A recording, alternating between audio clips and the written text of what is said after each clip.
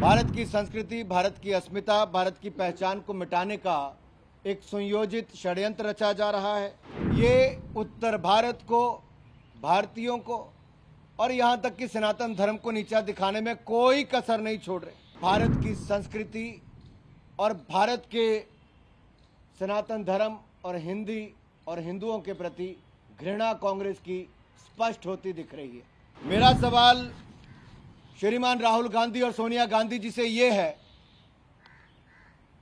कि ये देश को बांटने वाली सोच आखिरकार कांग्रेस क्यों ला रही। अपनी करारी हार के बाद गाली गलौज पर उतर आया है और इनकी सोच अब स्पष्ट नजर आती है। ईवीएम पर तो ठीकरा फोड़ते ही हैं, अब कारण उससे भी आगे बढ़ने शुरू हो गए हैं। भारत की संस्कृति, भारत की अस्मिता, भारत की पहचान को मिटाने का एक सुनियोजित षड्यंत्र रचा जा रहा है और ये सुनियोजित, सुविचारित योजना का एक हिस्सा है।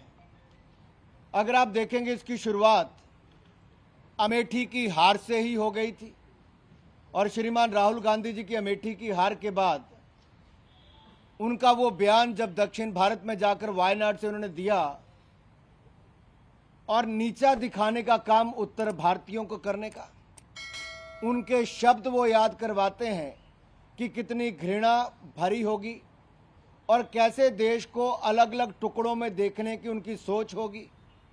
तभी तो टुकड़े टुकड़े गैंग के साथ मध्य रात्रि में भी जाकर खड़े हो गए थे। हमने तब भी कहा था कि कुछ लोग टुकड़े टुकड़े गैंग के साथ खड़े हैं, वो भारत के किस टुकड़े पर राज करना चाहते हैं, लेकिन हम वो हैं जो भारत के टुकड़े नहीं होने देंगे, भारत को एकजुट रखेंगे। आप उस बयान के बाद आज को भी देख लीजिए, ये स्पष्ट तौर पर नजर आता है कि इनकी सोच हिंदी को और सनातन धर्म को नीचा दिखाने की है। कांग्रेस के नेतृत्व वाला घमंडिया गठबंधन, इसका घमंड और अहंकार पराजय के बाद भी चूर चूर नहीं हुआ, बल्कि ये उत्तर भारत को, भारतीयों को और यहां तक कि सनातन धर्म को नीचा दिखाने में कोई कसर नहीं छोड़ रहे।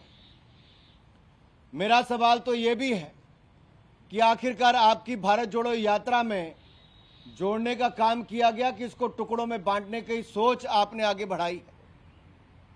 जिस व्यक्ति को आप तेलंगाना का मुख्यमंत्री बनाने की सोचते हैं, उनका बयान कि तेलंगाना के डीएनए बिहार के डीएनए से बेहतर है, क्षेत्रवाद का, ये कांग्रेस की सही सोच को दिखाता है कि बांटो और राज करो, भारत की संस्कृति और सनातन धर्म का अपमान करो, हिंदू और हिंदियों दोनों का अपमान करो, तिरस्कार करो। और मेरा सीधा सवाल सोनिया गांधी जी और राहुल गांधी जी से है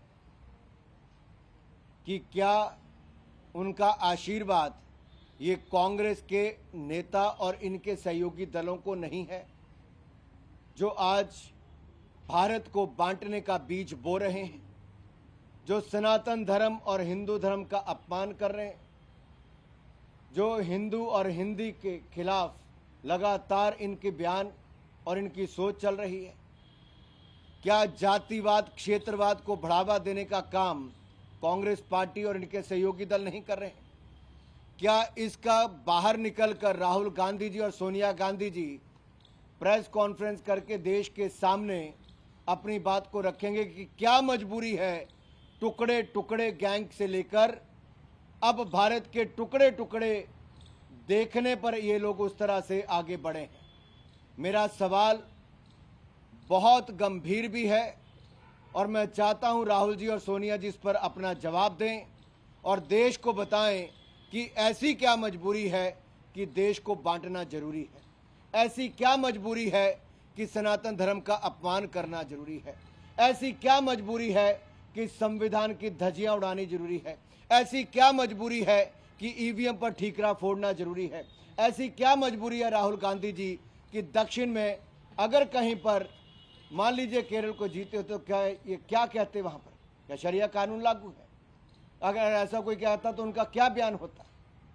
ये सवाल बार बार सामने आते हैं और मैं यही कहूँगा, हम तो सबका साथ सबका विकास लेकर चले और सबको साथ लेकर चले हैं। दूसरी ओर कांग्रेस जातिवाद और क्षेत्रवाद इसी मुद्दे को लेकर चली है और इस पर उनको जवाब देना ही होगा।